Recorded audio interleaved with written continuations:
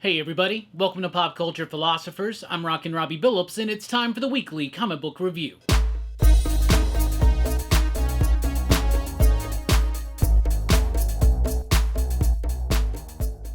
That's right everybody, thanks for checking out the video. I am Rockin' RobbieBillz. This is the weekly comic book review. It's the show I read a lot of comic books and I'll let you know what I thought about them, and we always start with the pick of the week. And this week's pick of the week, Standstill, issue number 1 from Image Comics. This is written by Lee Lowridge with artwork by Andrew Robinson. This book really took me by surprise. Like, I saw it on the solicitations, I saw it when I ordered it, I saw it when it arrived, but it just never really came across my radar as something that I was really excited about. And shame on me, because this was the best book of the week, and it was a pretty solid week for new comics this week, but this one, Standstill, stood out for me. This one is about a dude who has gotten a device that can stop time. So he uses it to kind of like help people, but he's kind of got this cool, like, snarky attitude about him. I loved this book. I thought it was absolutely amazing. Andrew Robinson's artwork was stunning, stellar, and it's a really thick book. It's only $4.99, but it's super thick because there's not a lot of panels per page, but it works, and it actually accentuates this flow. I mean, I would hesitate to say manga-esque, but it kind of has that flow, right? Not so many panels per page, you flip through it really quick, not a lot of dialogue, and one of the things I love about the book the most is that it doesn't take the time to explain its concept, doesn't really take time to explain the characters or the situation, it just is. And it's handled so magnificently well, right? Every bit of information that we need is shown to us. It's not just told to us through exposition. Now, maybe at some point in the future there'll be an exposition-heavy issue. I don't know. But if this pace and this momentum that was established in issue number 1 continues, this is going to be not only a sleeper hit of the year, but might be one of the best books of the year. I know that it's saying a lot already, but this first issue, super impressed me. A very tight and lean script, amazing artwork, and a really efficient and awesome and inspiring package put together. Standstill issue number 1. That's your pick of the week. Also from Image Comics, we have Destro issue number 3. Dan Watters has been killing it on this book. Now, Dan Watters admits that he's never really been a G.I. Joe fan or anything like that, but Destro is totally a character for him to write, and he does it in a fantastic way. He's actually able to bring his own flair of structure and literary style to something as mainstream as Destro, and it still works. In this issue, we got Destro being attacked at the place where he feels like he's the most protected. Maybe his war with the Crimson Twins is not quite what it seems, but this is awesome stuff, diving into the past of Destro, as well as setting up a really exciting ending. And just this character, Destro's always been one of the best characters in all of G.I. Joe, and he's even better written by Dan Watters. The artwork here, though, is a different artist. It's Andrea Milana, so they've already switched up artists, but it didn't really bother me. I still really liked this book. I thought it was awesome. I thought it was absolutely amazing. Then we got Redcoat issue number 5. The first 3 issues of Redcoat I wasn't completely sold on. And I wanted to be sold on this book because it's dealing with, like, American history, the founding fathers. It's dealing with this roguish scoundrel type character. It seems like things that should appeal to me, but for some reason issue 1, 2, and 3 just didn't really grab my attention. By the end of issue number 4, though, they completely grabbed my attention, and they have sunken the claws of the Redcoat into me now with issue number 5. I thought this was a great issue. I really liked it. Some surprises, some exceptional stuff going on here, some nuance with the characters. You get Albert Einstein, you got Benedict Arnold, and you got Redcoat. Immortals running around trying to save things, mostly their own asses, but it works for me. I really like this issue, and I should have seen the ending coming, but I didn't, because that's how good Jeff Johns is as a writer. Brian Hitch is pretty solid on the artwork as well. Then we got Blood Squad 7, issue number 4 here. Wow, this is kind of like a finale to the first arc of this book, which is kind of like, what if Youngblood still was being published, and we were dealing with the legacy of Youngblood 30 years later? This has so many nods and homages to the early Youngblood stuff by Rob Liefeld, all the 90s extreme stuff from Image Comics, and then beyond.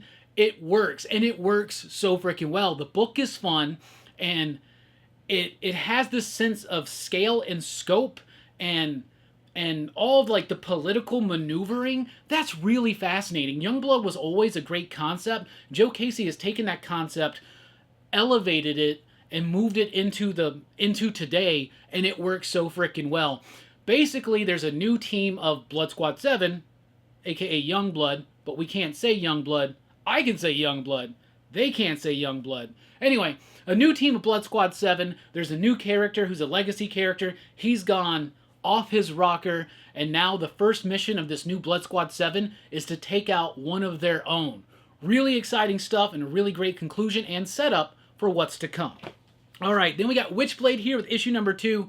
I wasn't super impressed with issue number 1, but I did like issue number 2. I'm not saying it's super awesome or sophisticated or anything like that, but I'm not expecting a Witchblade comic to be super awesome or super sophisticated, just fun. And this was a good, solid, fun comic. I really like this characterization of Sarah. This is a complete new reboot. The art's pretty cool. It could be a little bit better, but all in all, I'm having fun with this Witchblade book. Lots of interesting things are going on behind the scenes that Sarah doesn't know about. And is Sarah her name? It is Sarah, right? Yes, it's Sarah Penzini or something like that. Anyway, I like this book. I thought it was all right. I thought it was decent. If you're an old school Witchblade fan, you might want to check it out. What's old is new again. Then we got Local Man here with issue number 13, another great issue of Local Man by Tony Fleece and Tim Seeley. This is really great stuff. It's kind of like Blood Squad 7 in that it's a tribute to 90s Image. As you can totally tell, they still do that flip book thing, which I really love and appreciate. There is a splash page in here that took me right back to like 1993, and I am all here for it. Local Man is 90s extreme Image by way of Ed Brubaker and Sean Phillips. That's the perfect way to describe it. It's a great book. You definitely need to be reading this, and this book has continued to ramp up the tension and anxious energy issue to issue as it goes. Something that could just simply be a joke, to have so much punch and impact, really blows me away. This is one of the best books on shelves. Then we got Plastic, Death and Dolls, issue number 3. Doug Wagner, Daniel Hilliard doing a fantastic job yet again, diving back into the character from the book Plastic, revealing a little bit about his past, setting up a new situation for him to be in. There's somebody else who's beheading people, and it's not him. And there's other elements kind of going around. I don't really want to spoil anything, but I love this book. It has a lot of fun, but at the same time, it's delivering an intriguing mystery and story. So Plastic was pretty dope. Over at Marvel, we've got Wolverine Revenge, issue number 1. We have a regular edition. We have a red band edition. What's the difference? The red band edition is $1 more. You get a handful of panels that are different. Not too different, to be honest, and then you get like an extra page. So there's like a few different panels and a few different pages. Honestly, if you don't want to spend the extra buck, you can just go there. But I really did like the red band stuff because it's Greg Capullo drawing gore, and Wolverine gets really messed up at one part in this book, and it's not as gnarly in this one as it is in this one. So if you don't mind the extra $1, I would recommend going for the red band, but otherwise the regular one should just do you fine. It's written by Jonathan Hickman. It's drawn by Greg Capullo. That sounds like a winner to me. And it was all right. It was solid. It was good. When Jonathan Hickman does a book, I expect a certain level. But it's Wolverine Revenge. This is mostly Jonathan Hickman tailoring this story to the strengths of Greg Capullo.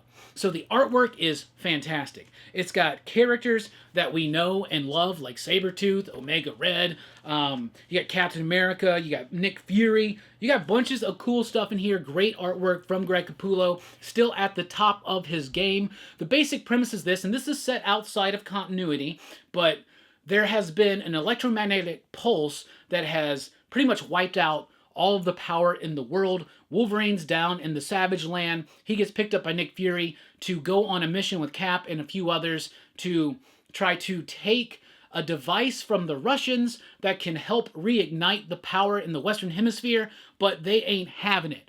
It's just big dumb fun by way of Hickman and great artwork by Greg Capullo. This isn't going to super blow you away or change your life, but it's a good solid Wolverine tale with some really great artwork. Then we got Predator versus the Black Panther, issue number 1. Benjamin Percy, Sean Damian Hill. So they've already done Predator versus Wolverine. And I thought that book was alright. I think it had a cool premise, but it didn't really quite deliver on the execution. I liked this one a lot better. So this is about these two rival predator clans led by two different brothers. They're trying to appease their father, and one of them already knows that it's his brother who is the preferred heir to the throne, right? And he keeps getting beaten by his brother because his brother has a vibranium spear from a previous mission on Earth. So this dude decides, I need to upgrade, let me go to Earth and find some vibranium and make me some armor and weapons. Well, we know what that's going to entail. Him coming to paths with the Black Panther. And that's what happens here. The Black Panther stuff rings true, the Predator stuff rings true, and it works so well together. A lot of people look at stuff like this and say it's silly. Why are they doing Predator versus Black Panther? Well, they did Predator versus Batman. They did Aliens meet Superman. So why the F not? This book was still pretty solid. So if you like big dumb fun, Predator and Black Panther, you definitely want to check that one out. Venom War tie-ins. We got Venom War Venomous, issue number 1. I liked this one because we just had that Black Widow Venomous one-shot with artwork by, it's Vecchio, but what's the first name? It is Luciano Vecchio. I freaking love the artwork in this book. It's the same team from that one shot from like just a few weeks ago, and the art blew me away, and it blows me away yet again here. That page would be spoilery, but really great spreads, really great composition, very fluid line work. It reminds me at times of like a more design-heavy Alan Davis, but with like, I don't know, like a more 70s kind of, maybe like a Bruner approach or something. I really like the artwork, and the story's pretty cool too. Black Widow and her symbiote are out trying to stop this weapon at Alchemex or something like that. I think I skipped out on Venom War number 2. Did I? Maybe I should read it, because if I'm reading these tie-ins, I definitely... Did I? I don't remember if I read Venom War number 2 or not. I haven't really liked Venom War, but this tie-in's pretty cool. And I've never really been on board with the idea of Black Widow having a symbiote, but with artwork like this and a nice paced story like this, it works for me. It really does. Then we got Venom War Carnage. This one worked for me less so. Carnage is on the path to try to find something from Alchemex too. I think that they're kind of on the same mission, but just parallel or something.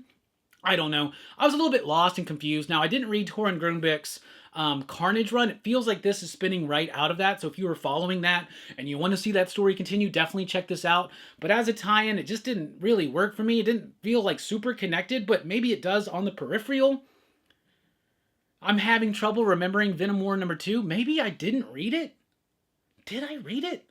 I don't know. We'll definitely have to figure this out tomorrow. But Venom War Carnage just kind of fell a little bit flat for me. Didn't really work. Then we got Ultimate Spider-Man issue number 8. Another great issue of Ultimate Spider-Man. In the last issue, we learn more about the suits that Green Goblin and Spider-Man are wearing. We learn a little bit more of a mysterious nature behind the Spider-Man suit and the origin of that Spider-Man suit here. But the big focus is mostly on domestic stuff, right? It's Peter Parker and Mary Jane and their kids going to a birthday party. You got J. Jonah Jameson and Uncle Ben are there. Really great witty banter between the two of them that I absolutely love. I think Jonathan Hickman is probably writing my favorite iteration of J. Jonah Jameson ever. Marco Cicchetto's artwork is super solid and crisp and clear here. In the last issue, it felt a little bit rushed to me, but here it's all ironed out.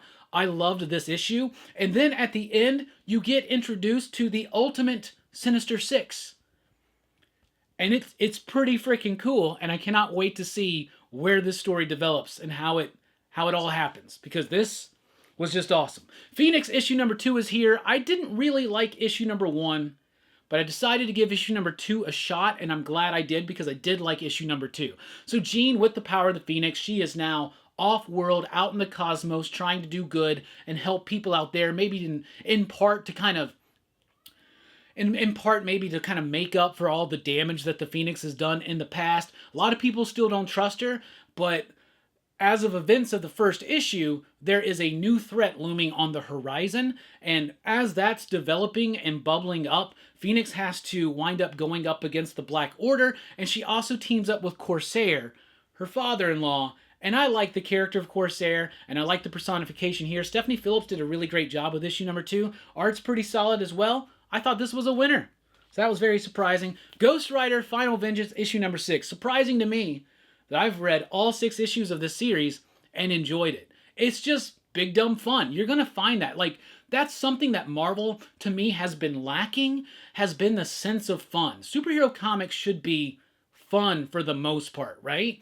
And this week, I just had a lot of fun reading these Marvel comics, and I've had a lot of fun over the course of Ghost Rider Final Vengeance. Now, all throughout Benjamin Percy's Ghost Rider run, I jump in, then I jump out. I jump back in, and I jump back out. This, though, kept me engaged all the way through. The Hood with the power of the Spirit of Vengeance. Johnny Blaze on his tail, trying to take care of the situation. Really big surprises at times. The art was very shaky throughout this series. Didn't really like the art, but I did like the story, and I had fun with this series. It was a great, solid conclusion and setup for what's to come in the world of Ghost Rider, and I do believe that this is the swan song of Benjamin Percy's run on Ghost Rider. Now we got that Spirits of Vengeance book coming out. Then we got Get Fury issue number 4. Garth Ennis, Jason Burrows doing a Max title, so out of continuity for mature readers. And when I met Garth Ennis, he told me this was kind of like going to be a follow-up to Punisher Born. Now, it doesn't hit some of the characterization levels that one does, but it's still a really well-crafted story, a great sense of military history Garth Ennis has, and he utilizes it here. He writes amazing war stories. The basic premise of this book is that Nick Fury has been captured. He's got information that the U.S. government or certain parts of the U.S. military don't want to be revealed, so they send Frank Castle in to take him out, but Frank knows something else is up and he wants to save Nick Fury, and this is him trying to find out more about these characters that are connected to Nick Fury and how they're connected, but it does a great job of just showing the plight of some of the people in Vietnam during this time in a non-judgmental way, but still a harshly critical way towards military involvement in Vietnam. I really like this book. Get Fury, issue number 4, rocked. Let's jump over to DC. And from DC, we have Jenny Sparks, issue number 1, from DC Black Label, so for mature readers. This is Jenny Sparks. She was the leader of the Authority, which was a team that spun out of the Warren Ellis Stormwatch work, which there's a compendium of Warren Ellis's Stormwatch on the horizon, so I definitely recommend that when it comes out. But Jenny Sparks was the leader of the Authority, and spoilers, she dies in it because she's the spirit of the 20th century, and as the 20th century ended, Jenny Sparks dies. This book is assuming that she lived, and somehow is now in the DC universe, and it's 2024, so she's 124, and she is the person who the Justice League and like Batman, Superman, and Wonder Woman, when a superhero goes rogue or has some issues, she's the one they send after them. Some of that doesn't ring quite true to me, because Batman, Superman especially, and Wonder Woman would never, like, not take care of things themselves, I think, but I don't know. Aside from that, this is written by Tom King with artwork by Jeff Spokes. The artwork is great. It does a great job of kind of mimicking at times the widescreen approach that Brian Hitch was using in The Authority, which he eventually brought over into The Ultimate. So I like the artwork a lot. Tom King does a great job of the characterization of Jenny Sparks. She is acting exactly how Jenny Sparks should. It's just the characters around her that aren't, but you know what? It's its own thing. It feels, it's referencing Authority, it's acting like it's a sequel to, or a follow-up to Authority, even though to me, in my headcanon, Authority is Authority. And honestly, it's just those 12 issues that Warren Ellis and Brian Hitch did. Though I do like the Mark Millar and Frank Quitely stuff, it didn't quite end on solid ground. But that being said, I liked this book. I thought it was alright, but it is a little... Bruce Wayne and Clark Kent and Diana wouldn't allow Jenny Sparks to take care of these situations without them. In this, the whole premise is this. Captain Atom is gone off his rocker. I've used that the second time I've said that. So he's off his rocker, and they send Jenny Sparks to take him out. That's pretty much the premise of the book, but there's also like this complex assortment of other characters that in a Neil Gaiman Sandman-esque type way, all wind up in the same place together with Captain Atom, which sets up an interesting issue number 2. I liked it, though. I thought it was good. I was very nervous about this book. There's some things that make me go, but CNC Music Factory.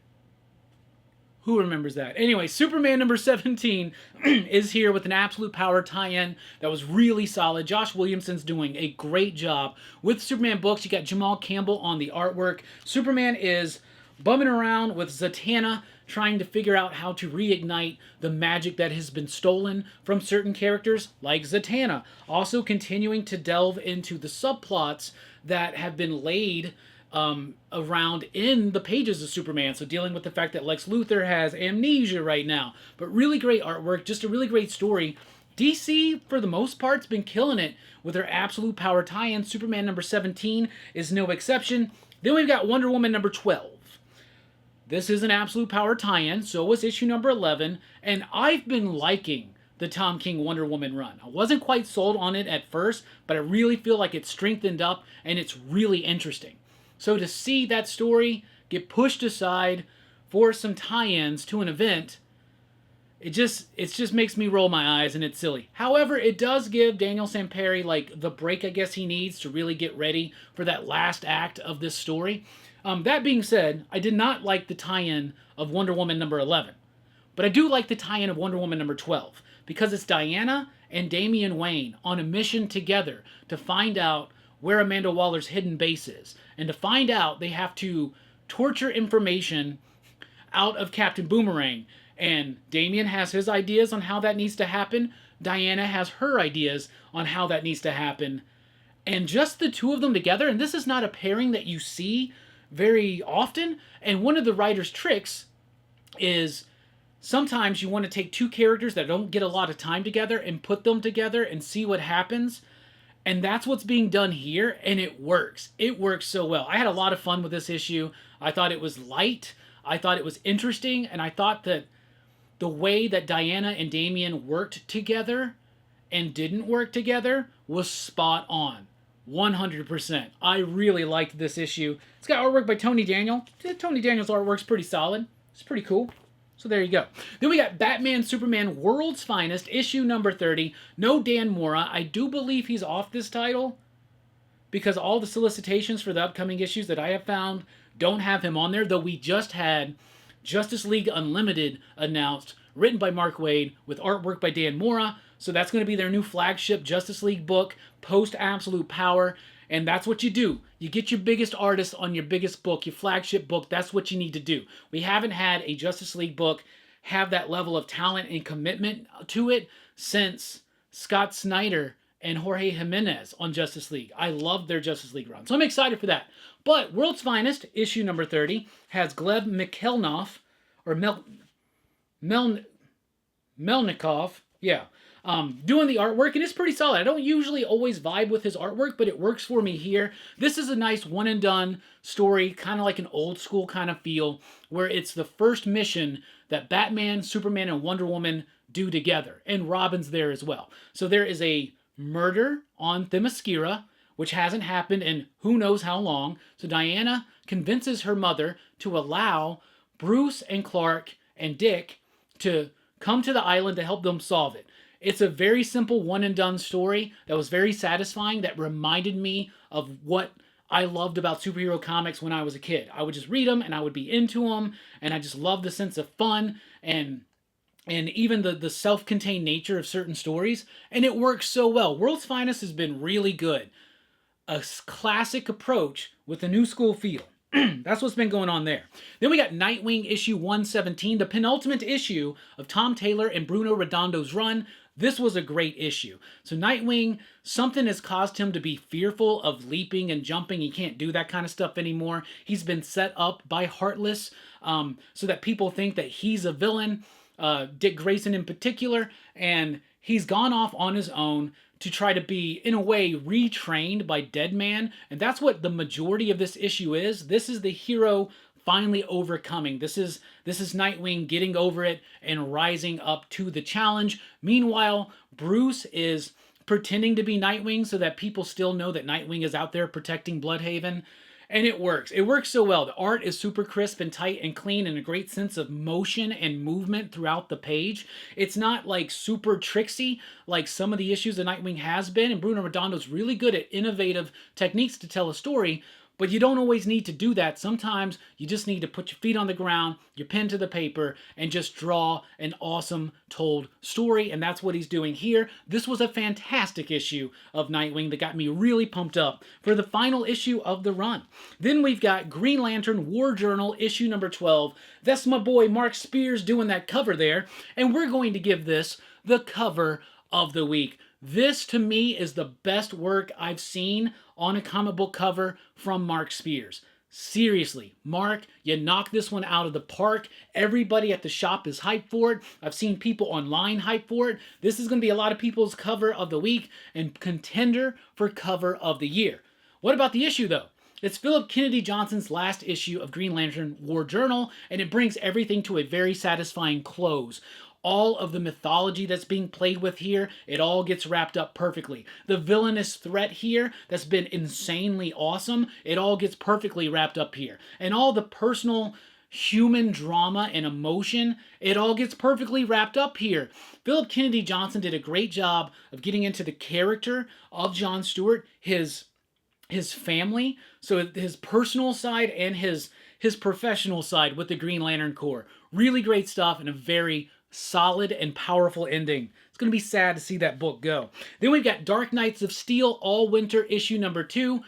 I was nervous about a sequel of sorts to Dark Knights of Steel that didn't have Tom Taylor really doing the story. Now, there is a backup story in here that is written by Tom Taylor with artwork by Riccardo Federici, and it's pretty solid. But this main story by Jay Kristoff and Terso on the artwork really freaking works. This is a Deathstroke-centric story in the Dark Knights of Steel universe. He is up, he comes across his old flame. She's got this mysterious kid who, and what I love about it is, like, they're in the north where everything is bitter and cold and black and white and gray, but this kid that she has is able to light up with color, right?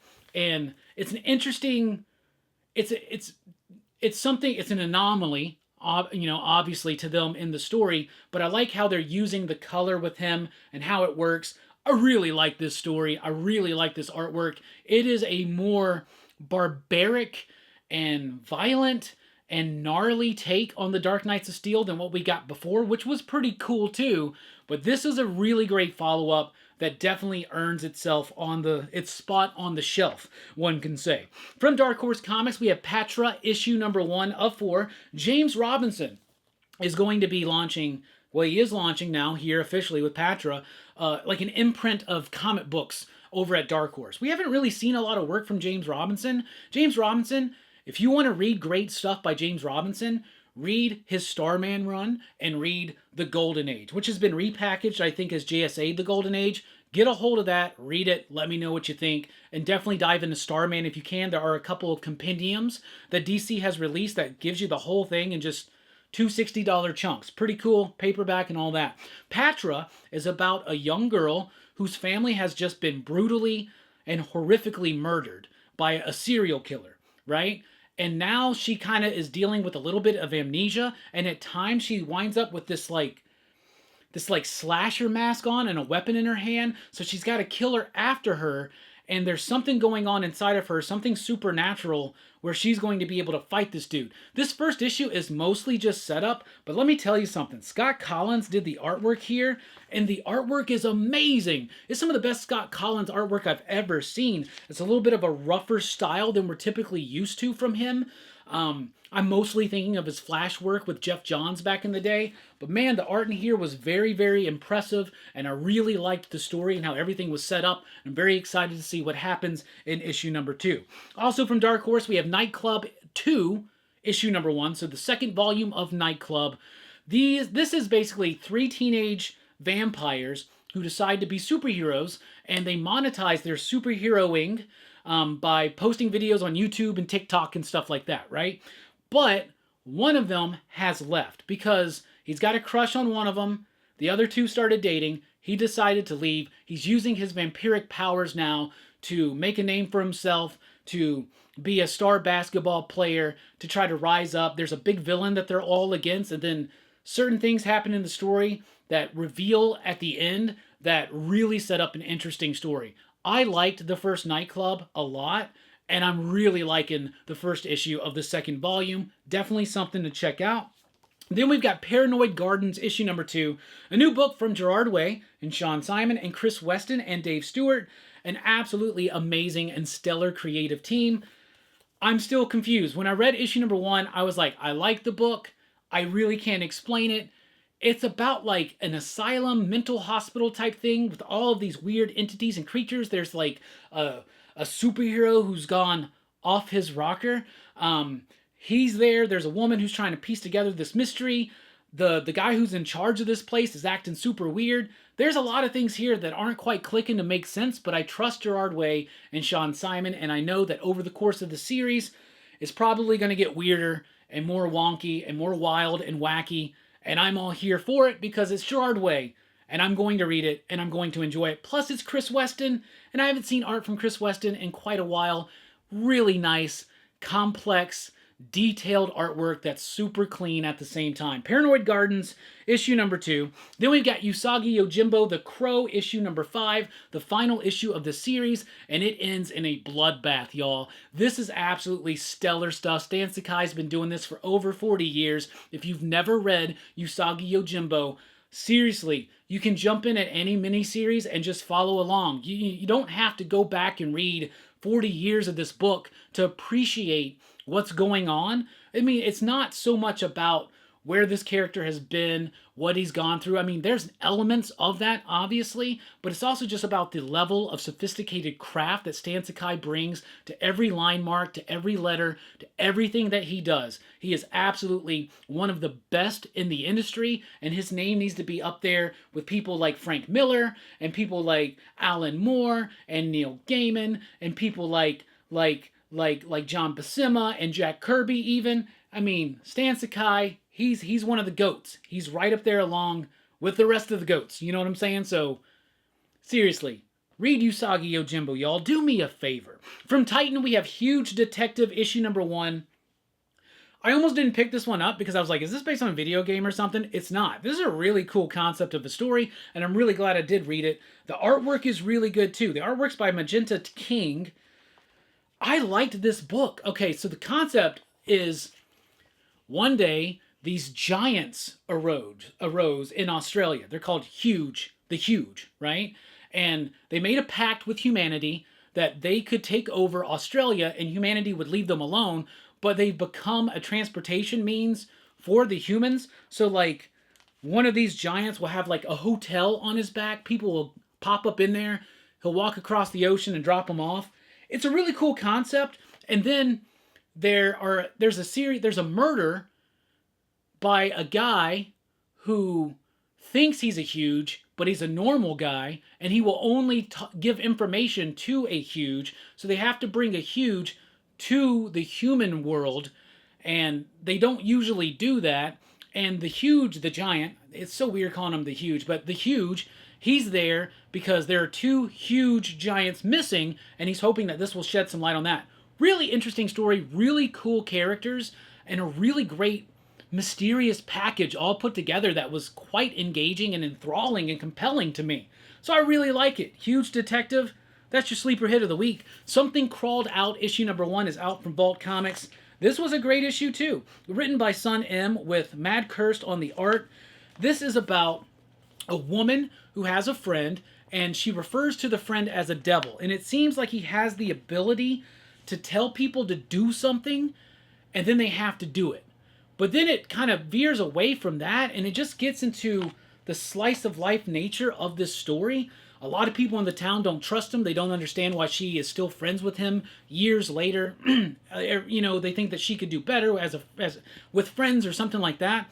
But it was really intriguing, and it didn't necessarily have a complete hook on it, but the characterizations were so spot on. The dialogue was really great, and the art was solid. I really liked this book. I had a lot of fun with it. It was oversized, but it didn't get bogged down by excessive verbiage or anything like that. It just was a nice, clean, fun read, and at the same time, very interesting, and I'm excited to see how that story is going to develop. Over at Dynamite, we got Powerpuff Girls issue number 2, written by Kelly Thompson with artwork from Karen Darboe and Helen Bertie. This is great. This is just a nice, simple, one-and-done, self-contained Powerpuff Girls story in which Mojo Jojo goes into the dreams of the Powerpuff Girls, trying to get secret information from them. It doesn't turn out quite the way he wants, and the end of the story was quite fun. I'm a Powerpuff Girl fan, and if you are too, you owe it to yourself to read this book. It does the series justice, and it does the characters justice, and it does the fans justice. So Kelly Thompson and company, they're killing it on Powerpuff Girls. All right. Then we got Thundercats issue number 7 from Dynamite. This is a really solid issue of Thundercats. I was really nervous at first about this one because it's a Wily Cat and a Wily Kid centered issue, and I don't typically vibe with those characters. At least it's not a Snarf-centric issue, but Declan Shalvey does a great job of making me care about these characters, making me understand their relationship a little bit more. They're twins, right? Their powers are starting to develop here. They go off on their own against Lion-O's wishes, and they wind up in a situation that they shouldn't be in, right? Really great stuff, really solid. Thundercats started off solid, and I think it's solidified even more in the last couple issues. These have been like self-contained, one and done kind of issues, but all part of the larger thread building up to the looming threat on the horizon. Thundercats is great, and that Ken Hazer cover, which is an homage to the original Marvel Star Comics issue number 1, that's great too. All right, then we got Conan the Barbarian issue number 14. Y'all, Jim Zub knows Conan, and he knows what Conan fans want.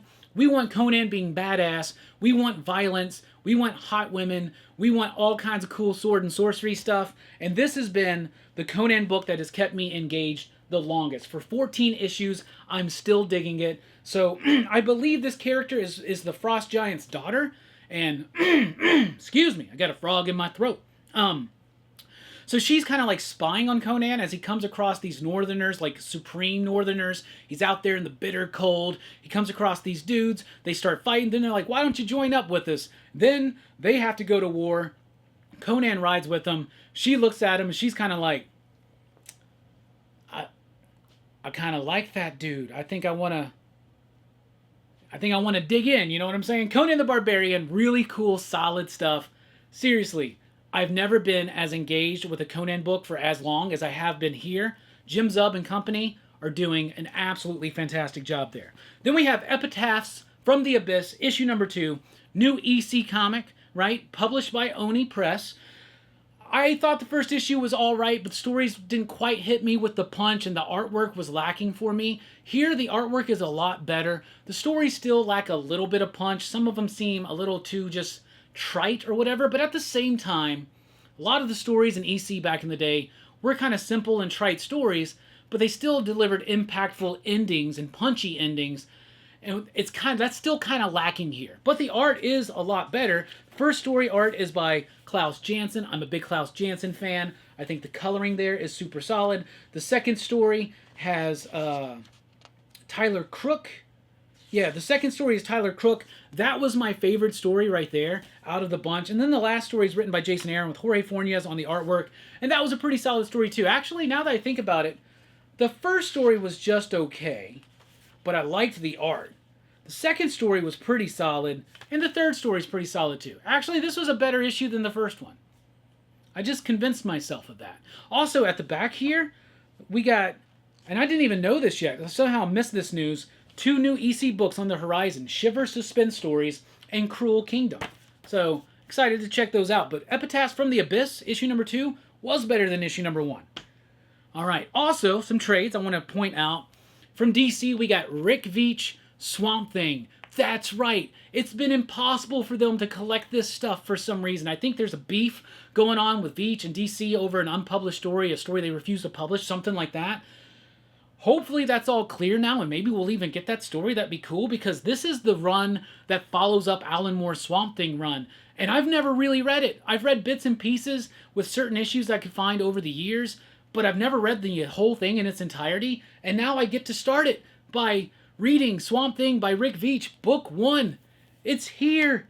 It's so freaking exciting. I'm such a Rick Veitch fan, and I've never read this stuff all the way through. I've never read the majority of it. Y'all, I'm freaking stoked. I am stoked. Time to reread Alan Moore's Swamp Thing and then dive right in to the Rick Veitch stuff. And then from Fantagraphics, we got the new Benjamin Marra book. That's right. What We Mean by Yesterday, Volume 1. $30, but look at that. This is like, what, it's over 500 pages. I remember when he was posting some of this stuff on Instagram, but they're like little comic strips. I read like the first 20 pages or something back at FOC. Like Fantagraphics had a PDF of this. I read like the first 20 pages. It's Benjamin Marra. If you like his work, you're going to like this book. Check it out. The story of a man driven to the edge and way beyond. Bruce Barnes is a school teacher having yet another shit day. His students are a disrespectful nightmare, gleefully relishing the misery they put him through. But today is even worse than usual. And after a particularly grim run-in with a student, he heads to the break room to bum a smoke from another faculty member. After lighting up, he's told the cigarette is laced with amphetamines. From there, Bruce rides his rage snake from the classroom to the ends of the cosmos and back, fighting, fucking, shooting, racing, and tripping his way from one impulsive move to the next. That's my kind of book. Benjamin Marra makes my kind of books. So there you go. So definitely 2 trades worth checking out this week. Rick Veitch on Swamp Thing, Benjamin Marra's What We Mean by Yesterday. So let's recap. Epitaphs from the Abyss, issue number 2, was better than the first one. Conan the Barbarian, number 14, rocked as usual. Thundercats, a really surprisingly great Wily Cat and Wily Kit issue. Powerpuff Girls is a great tribute to the fans that is well earned.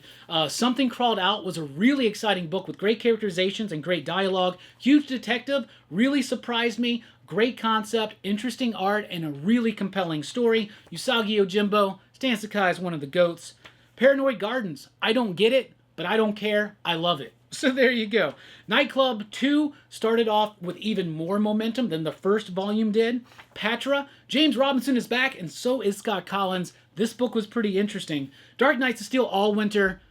This book is really cool. Green Lantern War Journal, issue number 12. Cover of the week by my boy Mark Spears, and a really great, satisfying conclusion to the run. Nightwing 117.